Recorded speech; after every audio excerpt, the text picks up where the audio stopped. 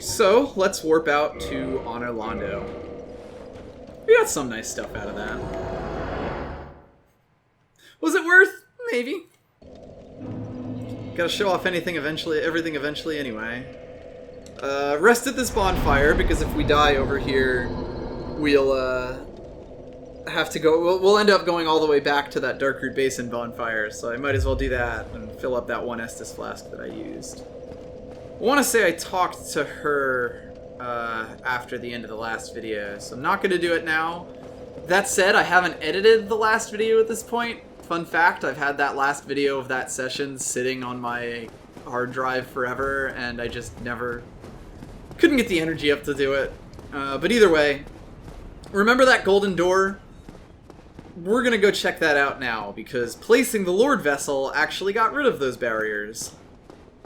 You may remember this guy was in the way, and these guys have ridiculously short aggro ranges. Like, hello.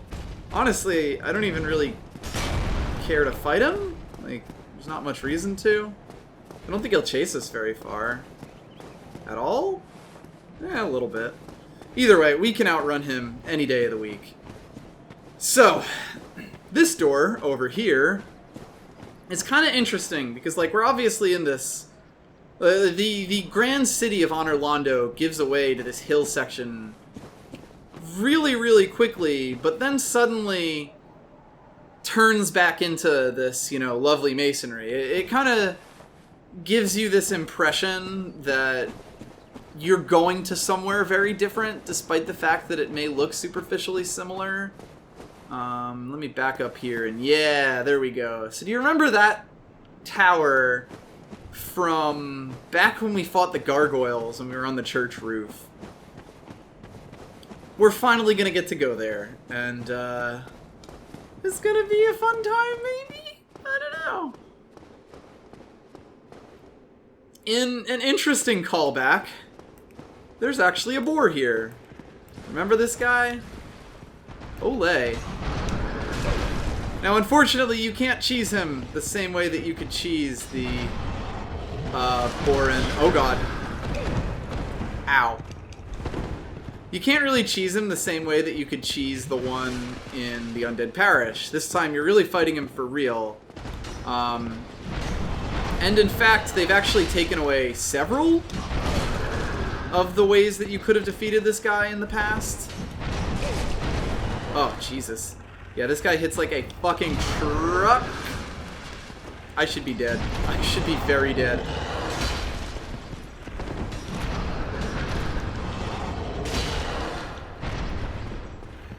So, oh god.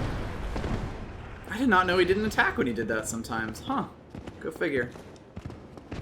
That said, having a weapon like the Zweihander for this is actually very, very useful, because we're really not going to get very many hits in, and we're better off making the most of the ones that we can get.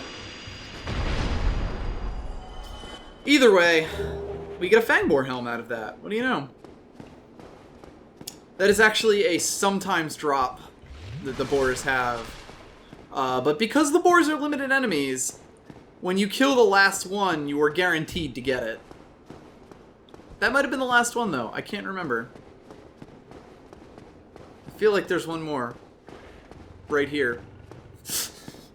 Yeah, I am a smart person. So, it's really interesting to contrast these boar fights here to... ow! Oh, fuck! Wow, I just got myself killed. So it's really interesting to contrast these boar fights here to the boar fight that you see at the beginning of the game, which was with a much weaker boar, but... oh, God. But also in an area that favored you a lot more than it favored these fuckers. Strong start. Whereas now, you're fighting these things, they are, first off, stronger. You can't backstab them. There isn't any fire to lure them into. Everything is going against you here. And you're in a hallway where you're basically forced to taunt them, and you barely have room to get around them like this. The best way that I've found to get rid of them here is just to do what I did to the first one and taunt them out of the way. And I mean, really, this is the game saying that, like, okay, you can handle this sort of thing. I believe in you. Which, that's very nice of them. It's terrifying, but it's very comforting that the game has so much faith in me now. And while the second half of the game has a lot of questionable decisions in it, and we are definitely going to be seeing one of those today, like, putting these kinds of challenges in front of you that sort of remind you of early game and show you how far you've come is one of the things that it's really strong about. Luckily, these guys don't respawn because they... Oh god, getting through here would be awful. And as you're gonna see soon, it would be kind of pointless to make them respawn. Yeah, I have to be very careful in baiting this out. I also really have to only do the strong swings because those are the ones that go overhanded here. Whereas my giant sword... Oh, fuck. Yeah, I did it again where it's like I dodged just too early. There we go.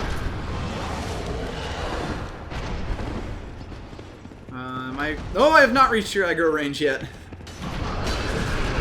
I also didn't hit you because of wonky hitboxes.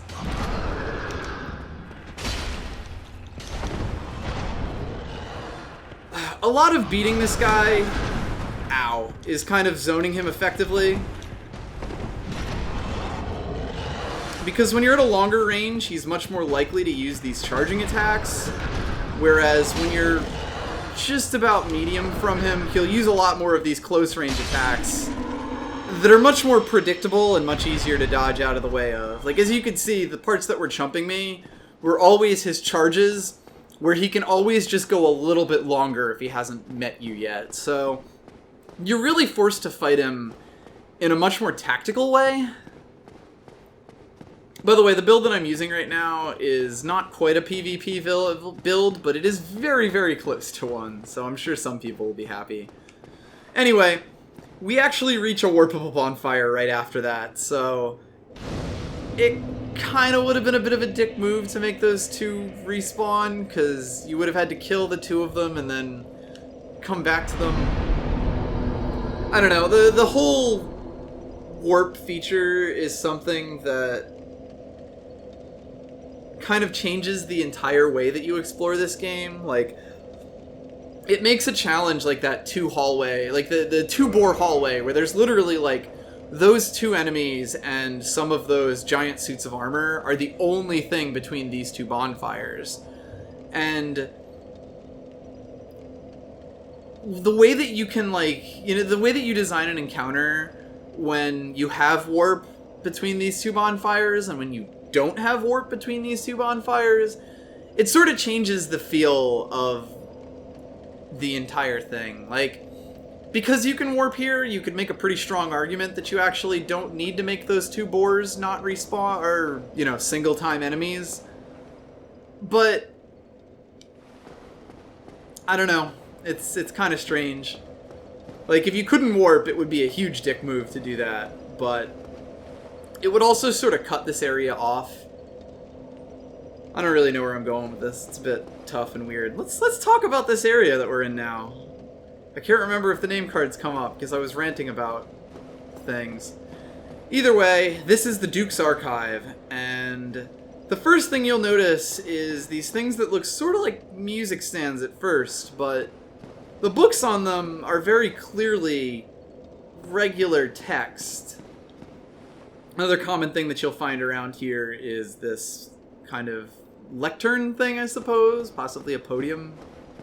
But the last thing that you'll notice, just based on this very first area, before we can see anything else, because you'll notice a big solid wall and an elevator there, is that this area is kind of in disarray here. Like, these placements of these book stands are sort of regular into little corners, but they're a bit haphazard, and these things are just, you know, they're just around.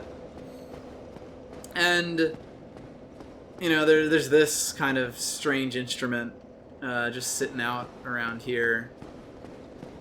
you see a lot of this kind of stuff around here, that everything is a bit haphazard, even though the area itself still looks fairly clean. And so, there's a lot that you can really take from that. Let's check this place out.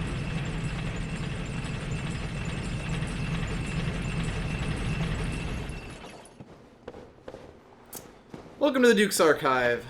We are immediately attacked upon going up this elevator. We kind of had a slight moment to reflect, and then straight into combat with hollows that look familiar, but are kind of different than anything we've ever seen. These strange crystals growing out of them.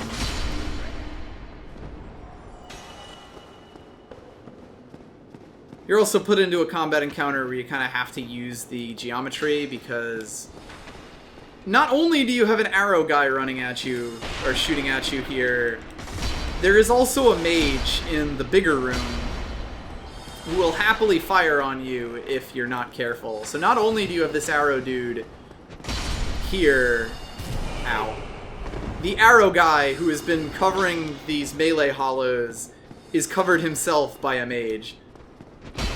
It is a particularly difficult, ow, encounter, because these guys hit like trucks.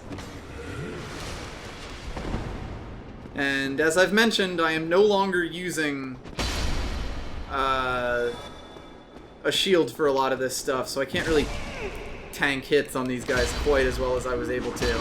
Oh god. Whew. I was lucky to be able to stagger that guy. I should probably be dead. It's worth noting that this Y-hander does have decent block stats, but obviously you'll end up taking a lot more chip damage than you would have otherwise. Now, I really like the way that this first encounter is set up, because in both the archer and the mage's case, you had cover through these doorways over here, and it's basically a 1-2 lesson. There's also that guy over there, which is a little bit strange, I would say. Especially because he doesn't seem to want to attack us or anything. Hello? Yeah, his aggro range is extremely short, which is not something we've seen on any of these golems before. Ooh, I didn't want to aggro 2 of these guys. This might actually be a problem now. I am shocked I'm not dead.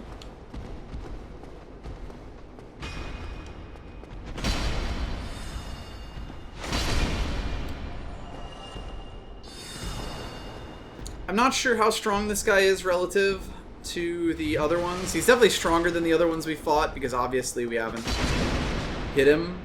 We're lucky that these Y-hander is able to save him. And he actually has a giant AoE attack that he can use on us. I think the ones in the forest had that as well, but they never really got a chance to use them. Either way. Oh, interesting. He does not seem to have dropped anything. I'm gonna have to look into some stuff.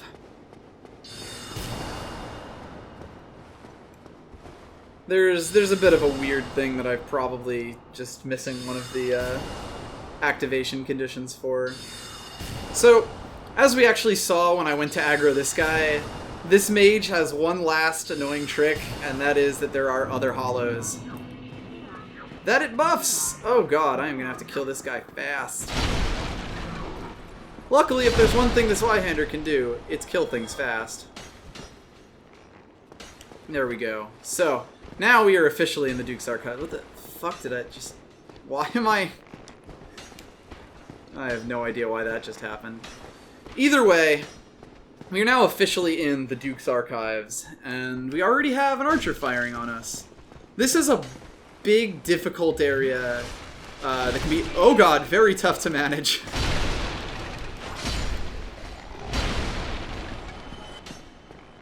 Especially if you're not very good at creating space and forcing fights to be on advantageous terms for yourself.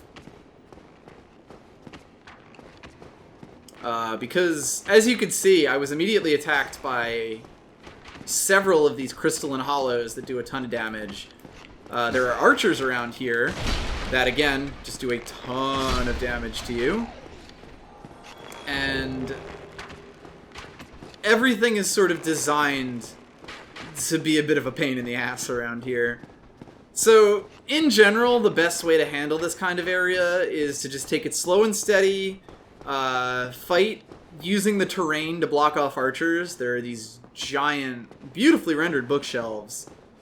But be careful about it. If you have a ranged weapon, you can attempt to take out the archers, but it can be a bit tough because these hollows will aggro from pretty far away. Like, another one actually did run towards me. I'm just not sure exactly where he's ended up. There he is. Pathfinding is interesting. Bait him into attacking, and... damn. Forgot that was a 1-2 combo. I'm being kind of generous with my Estus flasks right now. So, while we are still getting, you know, shot at by archers, we can't quite look around this room, but let's just take care of these guys real quick. Luckily, this guy kind of glitched out there, so we were able, let's see, did I aggro anyone from upstairs? No. Alright, we finally got some breathing room. So, the fight was a bit, you know, messy, but let's take a look around this room. That kind of lack of order that I mentioned earlier is definitely still apparent. I mean, these tables were laid out in a row and were kind of the reason that a lot of them were destroyed, but everything else around here is still pretty haphazard. I mean, these things are not, these chairs are knocked over. The books are kind of just lying in piles. Everything about this is supremely disorganized, but I think it's really important to notice that none of the bookshelves themselves are damaged. None of the books are damaged. Everything here, all of these book assets, including this strange floating one that seems to have spawned in the wrong... No, that appears to be a consistent thing, I guess. But none of this stuff is none of the books are damaged. All of these things are in immaculate condition, even if chairs are knocked over, even if the tables are kind of haphazardly laid out. And that really tells you a lot about the person who is in charge of this. You know? It's a good thing we can one-shot these guys, because there are a bunch of encounters around here that are sort of meant to surprise you. You know, all of these bookshelves here, all of these books look old, but they still look like they're in good condition, you know? And that's really important to recognize about this place. It tells you a lot about kind of the state of the person involved in this. I believe this chest is fine, but, you know, just to be safe. I haven't seen what this looks like in quite a while. And then another thing that we'll be finding a lot of is this Twinkling Titanite, so I might as well read that item description again. This weapon-reinforcing Titanite is imbued with a particularly powerful energy. So, it received a special power, but exactly what that power was is kind of unknown at the moment. We see another lift, like the one that we took before, up here, and I mean, if you look at this place, it's a bit of a maze up top, you know? It looks like there are several levels, and a very strange looking staircase on a pillar that appears to have some mechanical implements in it. We can't reach that right now, but I really like the way that this area is set up. How there's this pillar here that may seem weird, but that won't like click in your brain unless you look up and notice that it's a staircase. I like the way that that's laid out. Be wary of left. And here's another classic Dark Souls misdirection that by this point in the game you will be very, very, you know, aware of. The two guys over here, but surprise, there's an ambush. Nope.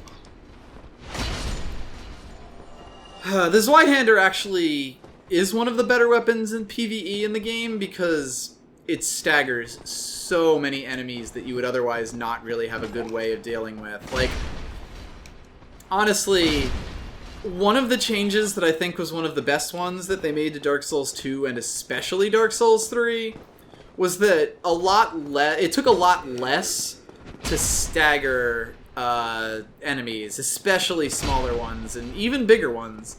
Because in Dark Souls 1, big weapons were extremely powerful because the poise system in this game is essentially a meter that you have to fill up. And a weapon like the Zweihander or other really big weapons does a ton of poise damage, while things like scimitars or other stuff like that barely does any at all. So you really need to get a ton of attacks in really quickly, because the meter decreases as you don't get attacks in, or you just won't be able to stagger enemies ever. And it kind of makes weapons like this much better for dealing with regular enemies, because you can stagger them in single hits. So, that chain looks a bit different, huh? Huh.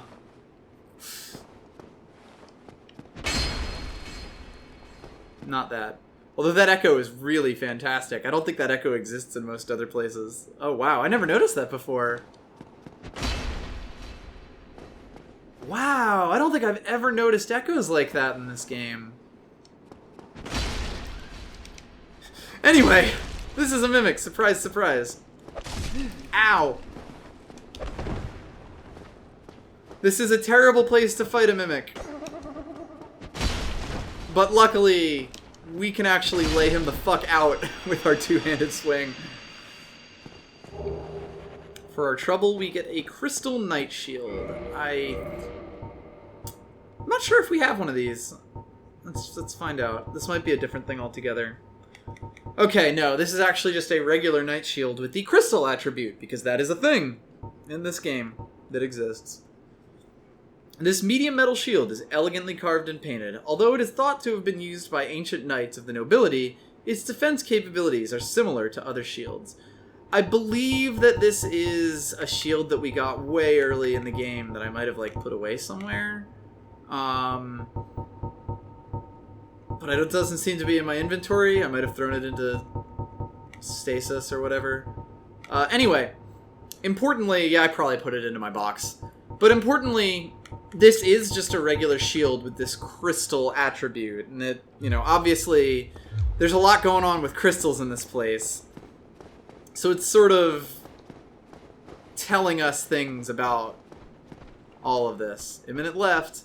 You can actually even see the shadow of that guy there, so not the greatest of, some loading issues. Not the greatest of ambushes, but, you know, you're trying. I do think, despite how difficult the first floor of this place is, a lot of this is a bit to lull you into a false sense of security. Praise the sun. Fair enough. We'll see why. You can actually look down on the city of Orlando here, but we're so high up that it's actually gotten fairly misty out here. You know, you can just barely see it, and obviously these clouds are for reasons of draw distance, but it does make the view and the fact that you've gone all the way up here, like, it feels good. I'm really glad that in the first half of this dungeon they included a beautiful view like this, because this is actually one of the highest places you can reach in the entire game. And considering what I happen to know is going to happen, it's nice to have that little bit of bonus. You know, it's a nice prize to have, I suppose. But hey, why stop here?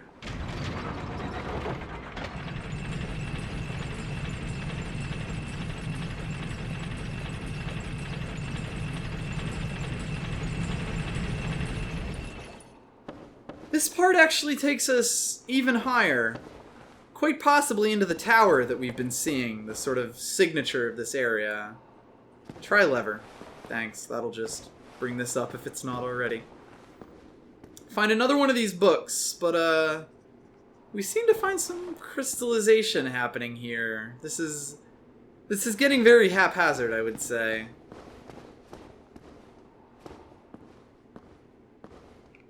Lizard ahead. There's also a guy ahead, so let's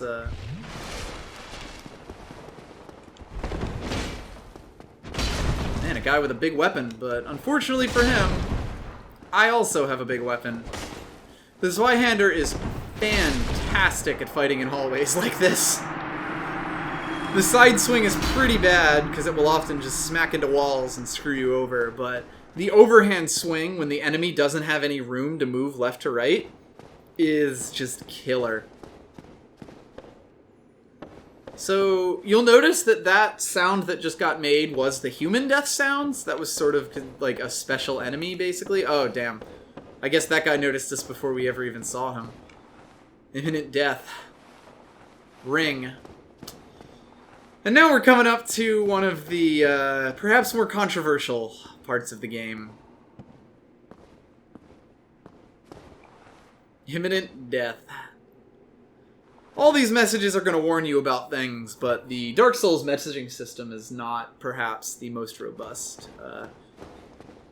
So, like, as I said, that guy down there was kind of a human enemy, which sort of marks him as being something special. And the important thing was that he was wearing a full crystalline set.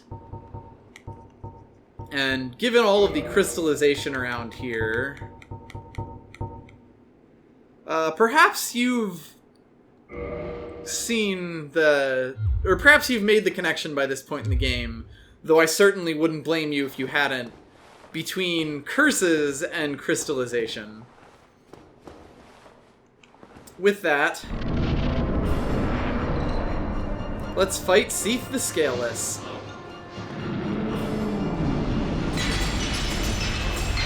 Just kidding, you can't actually reach Seath the Scaleless.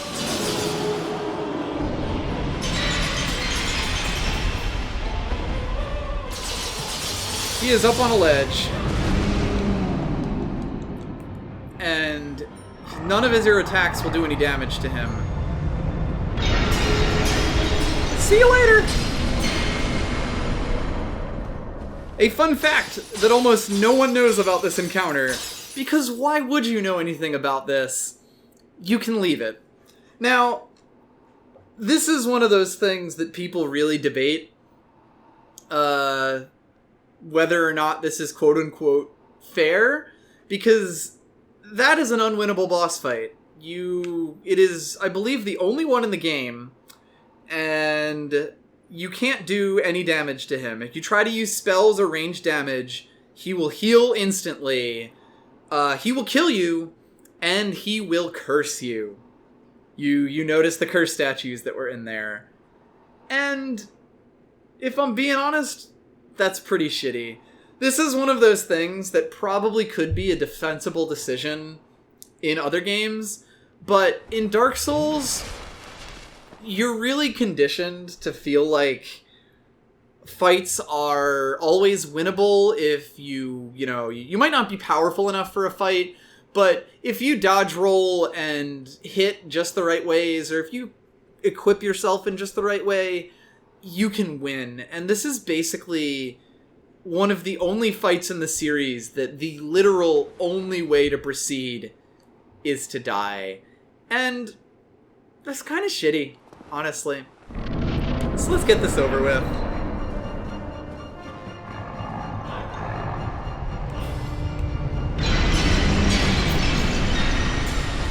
Yeah, there you go. We do 18 damage to him, but I believe, yeah, he just heals it back up instantly.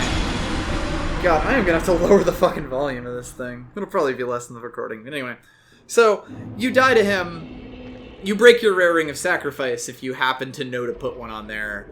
But you don't actually end up at your bonfire.